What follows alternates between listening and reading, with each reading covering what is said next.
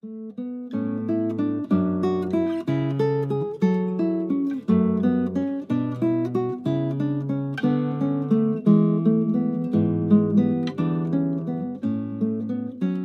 nome do Pai, do Filho e do Espírito Santo. Santo Anselmo, rogai por nós. Nossa Senhora de Guadalupe, rogai por nós. Olá, seja bem-vindo ao grupo de estudo Santo Anselmo. Seja bem-vindo ao nosso curso de História da Igreja. Essa é a nossa 19ª aula. E nessa aula nós vamos tratar de dois temas importantes. Do ponto de vista cronológico, nós estaremos na virada do século I para o século II. Do ponto de vista de eventos, a nossa aula de hoje marca o início do período dos padres da Igreja, aquele período que vamos denominar de patrística. Esses são os nossos temas de hoje. Essa é a nossa 19ª aula. Fique conosco. Antes, eu gostaria de pedir a você, ajude-nos a divulgar o nosso trabalho. Fornecemos gratuitamente, disponibilizamos na internet gratuitamente um vasto programa de catequese, de formação cultural, de formação católica. Conheça esse nosso canal no YouTube, conheça o nosso site, procure os nossos perfis nas redes sociais, no Instagram, no Facebook. O nosso telefone está aí à sua disposição. Venha conhecer a Igreja Católica, a sua história, a sua tradição, as Sagradas Escrituras e o Magistério. Fique conosco. Pode virar a página. No nosso encontro de hoje, nós vamos falar de um período singular da história da Igreja. Nós vamos falar dos últimos anos do século I e dos primeiros anos, das primeiras décadas do século II. Esse período tem como singular questão o fato de marcar o fim da era apostólica. Observe a gravidade desse momento. Todos aqueles homens que foram escolhidos por Nosso Senhor e constituídos como apóstolos já morreram. E no final do século I morre o apóstolo São João. A partir de agora, a Igreja estará inteiramente sob o comando, sob a direção, sob o pastoreio dos bispos que foram instituídos pelos apóstolos, mas que não tiveram um contato pessoal com nosso Senhor Jesus Cristo. A missão desses homens é de grande importância e, ao mesmo tempo, com certo temor. Esse período vai marcar também o surgimento da patrística, que vai ser denominado mais tarde como um movimento teológico e filosófico formado pelos primeiros grandes pensadores que vão construir a doutrina e o magistério da Igreja, que vão construir as bases da doutrina e vão produzir a primeira parte do magistério da Igreja. Esses homens são chamados de pais da Igreja, de padres da Igreja, de santos padres. Por isso, esse movimento teológico e filosófico será chamado também de patrística, relativamente ao termo pater, pai. Eu gostaria de fazer um recorte conceitual para evitarmos confusões futuras. Com muita frequência, as pessoas tomam o termo patrística, que é uma corrente filosófica teológica, como sinônimo de pais ou padres da Igreja. Essa relação não pode ser levada a ferro e fogo. E eu gostaria de desfazer esse engano desde já. E são duas as razões. A primeira é o fato de que nem todos os pais ou padres da Igreja integraram, em sentido estrito, o movimento filosófico teológico chamado de patrística.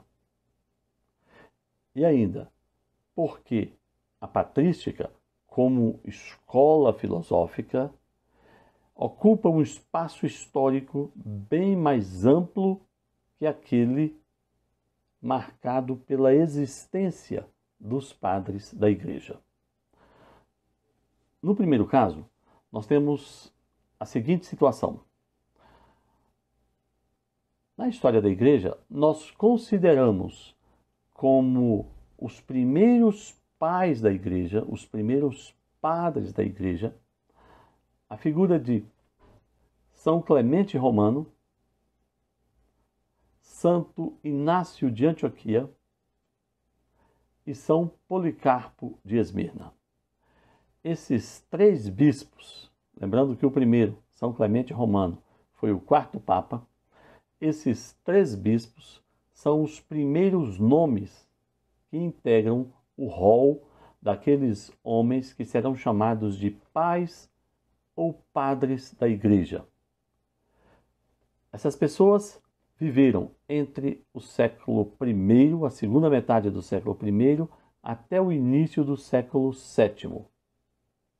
No entanto, somente a partir da primeira metade do século I, com o surgimento, a conversão de São Justino Romano, São Justino de Roma, que era um filósofo estoico que se converte ao cristianismo, somente a partir das obras de São Justino é que nós teremos propriamente uma filosofia que pode ser chamada de patrística.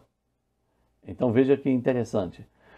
Os três primeiros padres da Igreja, embora mereçam esse título, não eram filósofos no sentido técnico da palavra, e embora tenham produzido uma teologia, embora tenham produzido um conhecimento notável, somente com São Justino, ali por volta do ano 140, é que nós teremos propriamente o início da teologia se imiscuindo com a filosofia, ou a teologia utilizando-se dos elementos da filosofia para promover uma explicação dos mistérios da fé. Então, São Justino e os que lhe sucederam foram pais da Igreja e foram filósofos patrísticos. Nesse sentido, podemos dizer que São Clemente, Santo Inácio e São Policarpo de Esmirna, que são pais da Igreja, não foram tecnicamente filósofos patrísticos. Da mesma forma, nós teremos como último dos pais da Igreja São Máximo Confessor, que viveu entre o ano 580 e 662.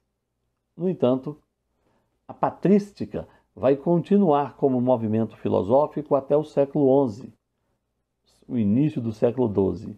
Então, você terá ainda 500 ou 600 anos de filosofia patrística predominando na cultura cristã, e o último dos chamados padres da Igreja ficou lá para o século V, VI, VII. Então, não há uma correspondência absoluta entre padres da Igreja e filosofia patrística. Perfeito? Fique com esse ensinamento e vamos virar a página. Vamos dar continuidade à nossa aula, que trata da virada do século I para o século II. Na aula passada, aula de número 18, quando falamos do início da perseguição romana, nós falamos do imperador Domiciano. Mas agora voltaremos ao Domiciano por um breve período. Isso porque o imperador Domiciano reinou entre os anos 81 e 96. E foi nesse período que também reinou em Roma como bispo, portanto, como papa, porque era bispo romano, São Clemente Romano, o quarto Papa. E São Clemente Romano produziu uma obra teológica que foi considerada pela Igreja como base, como fundamento, como parte da construção da doutrina católica. Isto é, com outras palavras, São Clemente Romano foi o primeiro homem, depois dos apóstolos, que escreveu uma obra teológica que foi considerada pelo magistério como um dos fundamentos, como um dos pilares da doutrina católica, do magistério da Igreja. Por isso, São Clemente Romano é considerado o primeiro dos pais da Igreja, o primeiro dos padres da Igreja, ou ainda o primeiro dos santos padres. Isto vai dar, então, a necessidade de voltarmos a esse período de 81 a 96, reinado de Domiciano em Roma, quando o nosso quarto Papa e primeiro dos padres da Igreja estava em atividade. Clemente Romano foi Papa entre os anos 88 e 97. Ele foi Papa durante 9 anos. E a importância de Clemente Romano e a sua escrita, que lhe dá a honra de constar dentro deste rol que nós chamamos de padres da Igreja, está relacionado ao conflito que observamos na Igreja de Corinto, na década de 80, quando alguns jovens se rebelaram contra o bispo, contra os presbíteros e contra os diáconos daquela igreja. E nada obstante São João ainda estar vivo, a igreja foi buscar apoio, foi buscar uma solução junto ao bispo de Roma. E o trabalho de Clemente Romano e as cartas que ele escreveu à igreja de Corinto mostram o exercício da autoridade papal, o exercício da primazia da sé de Roma, governando na caridade toda a igreja. Então, Clemente Romano tem o papel importante de ser, talvez, dentre aqueles que estão registrados, a primeira pessoa que procurou de maneira enérgica fixar o entendimento de que o sucessor de Pedro em Roma governa a igreja. Essa é a grande contribuição de Clemente Romano, como bispo de Roma, como papa, para a construção da doutrina católica. Clemente Romano é, portanto, um dos pais da igreja. Após o governo de Domiciano, tivemos durante 3 anos o curto governo de Marco Coccheio Nerva. Nerva reinou entre 96 e 98. Foram apenas 2 anos, 3 anos no máximo. Nerva corrigiu alguns dos erros de Domiciano, seu antecessor. Ele restituiu os poderes e as atribuições do Senado. Isso fez com que ele estabelecesse uma certa harmonia entre o império e a aristocracia romana. Ele também procurou atender às classes menos favorecidas, criando uma espécie de benefício financeiro para os mais pobres, né? Uma espécie de pensão para as famílias mais carentes, que foi denominado de alimenta. E ele também reconheceu na estrutura administrativa do Império a importância dos municípios, concedendo a essas unidades maior autonomia administrativa e financeira. Esse período do curto tempo do imperador Nerva foi marcado também pela não perseguição à Igreja Católica. Entre os anos de 98 e 117, reinou Marco Ulpio Nerva Trajano. Ele sucedeu Nerva e reinou durante 19 anos, cumprindo ali aquela virada do século I para o segundo e avançando pelas duas primeiras décadas do século II. Trajano, em relação à igreja, foi um perseguidor, mas não um perseguidor gratuito, não um perseguidor ostensivo, não alguém que fosse atrás dos cristãos para persegui-los. Ele perseguia e ele foi duro na perseguição na medida em que o governo romano fosse provocado, na medida em que os cristãos sofressem uma acusação. É verdade que nessa época toda e qualquer coisa era motivo para denúncias contra os cristãos. Então, o fato de os cristãos não comparecerem aos cultos públicos destinados às divindades romanas era visto pelos próprios cidadãos romanos como uma espécie de ateísmo por parte dos cristãos. Isso suscitava com frequência notícias de prática de crime, embora não existisse nessa época uma lei específica que determinasse a morte de cristãos por não cultuarem o imperador ou por não cultuarem as divindades romanas.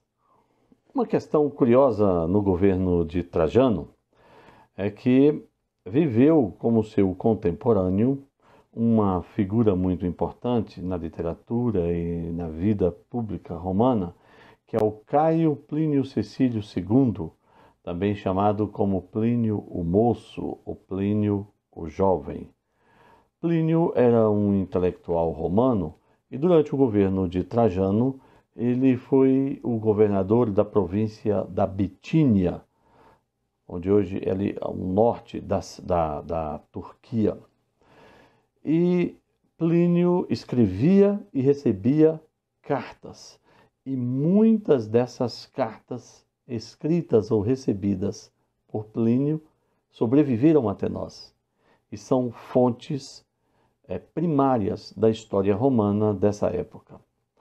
É bem conhecida a troca de cartas entre Trajano e Plínio no que diz respeito aos cristãos.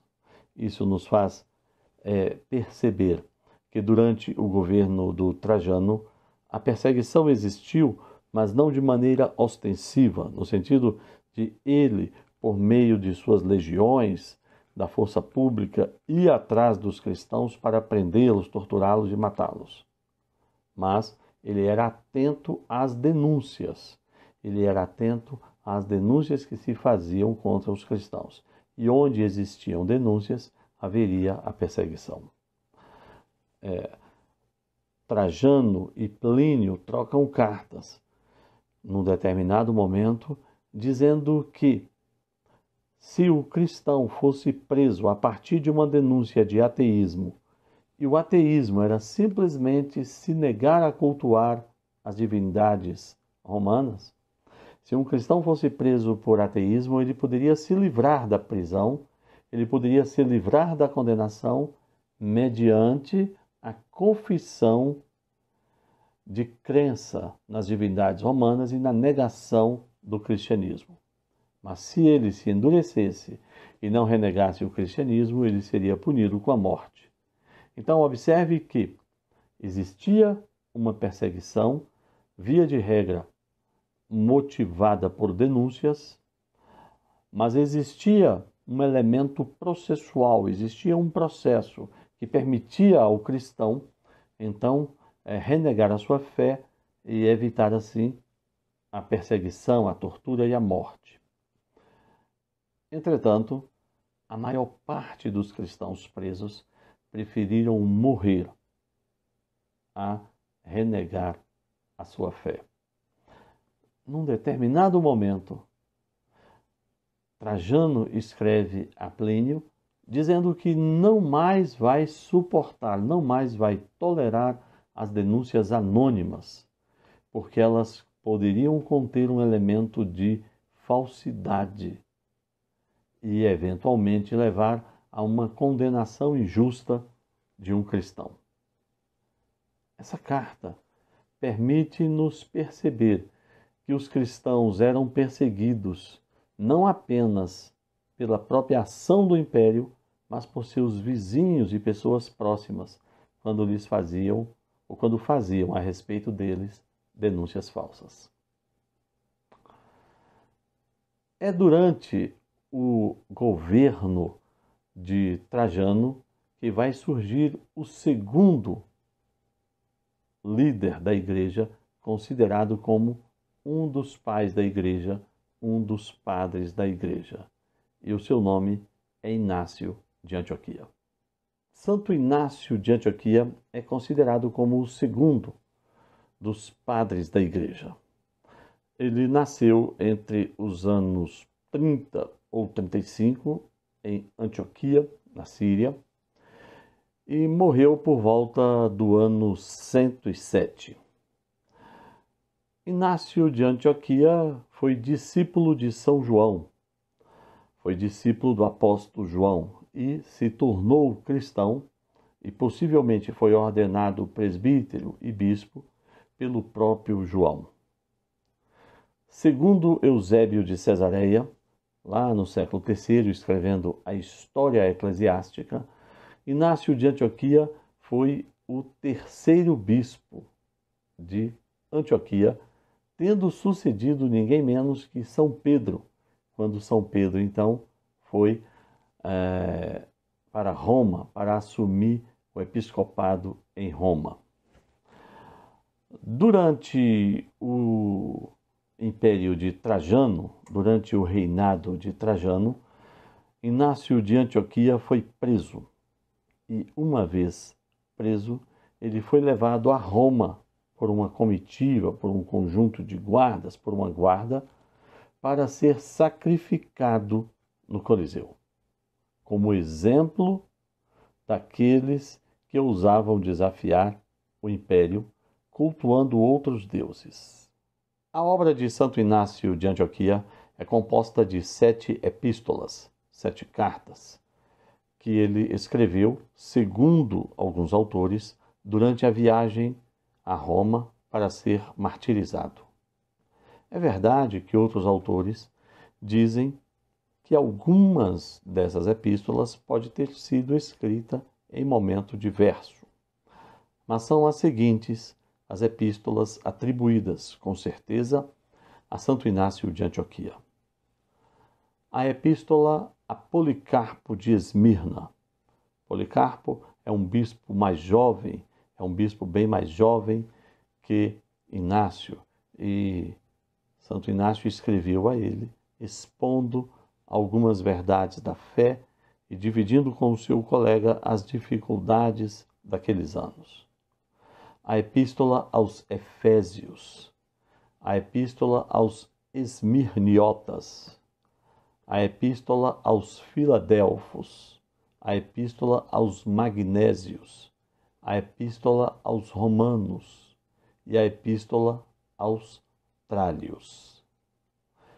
Existem outras epístolas atribuídas a Santo Inácio de Antioquia, mas que a maioria dos historiadores e dos estudiosos de sua obra preferem denominá-las de epístolas de Pseudo-Inácio.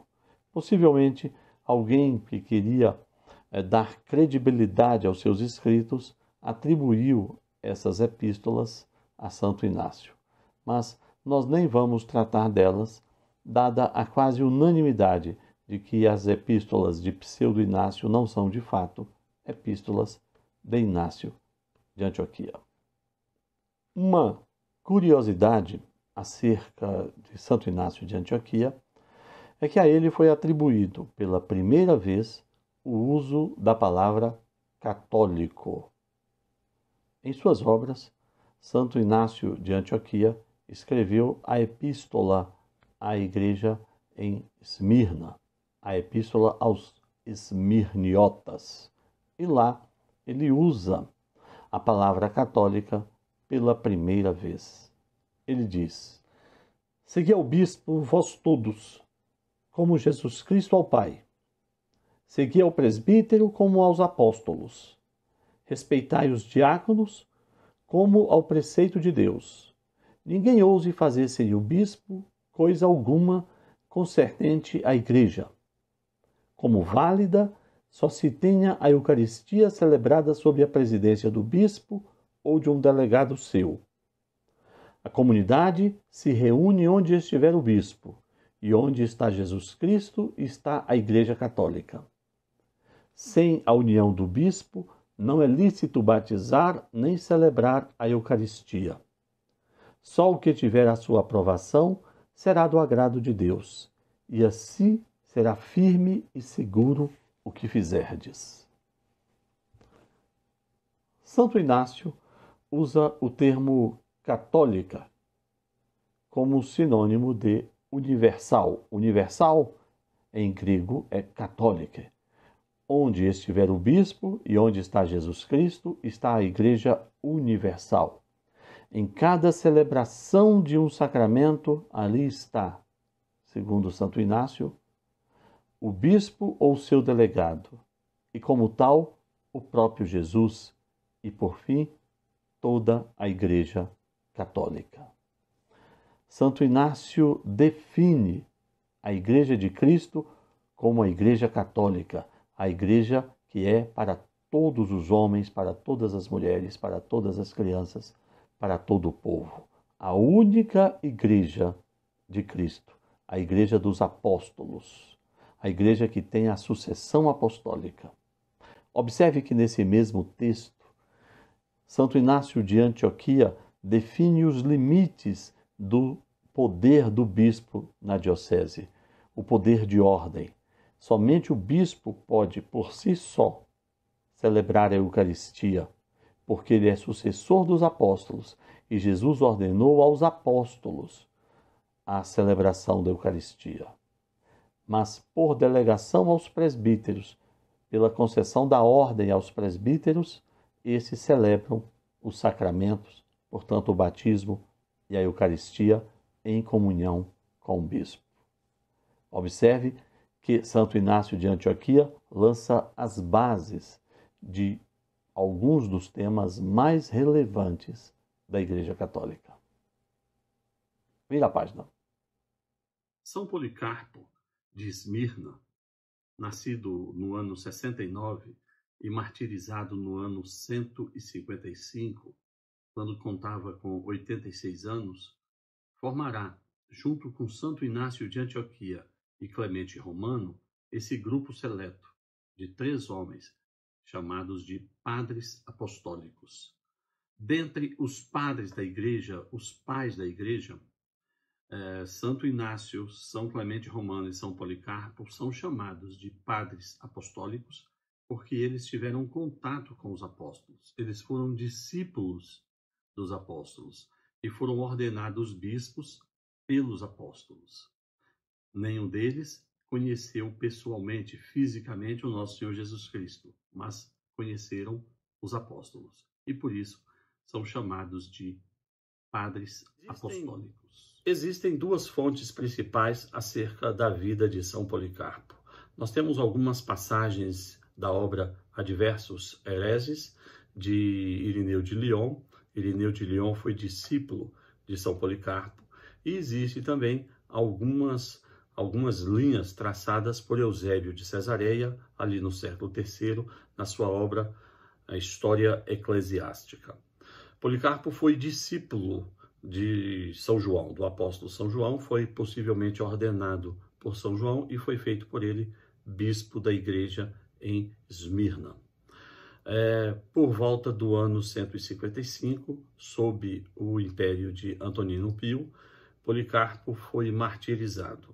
Existe uma obra chamada O Martírio de Policarpo, que nos conta que ele foi levado à fogueira mas as chamas não o consumiram.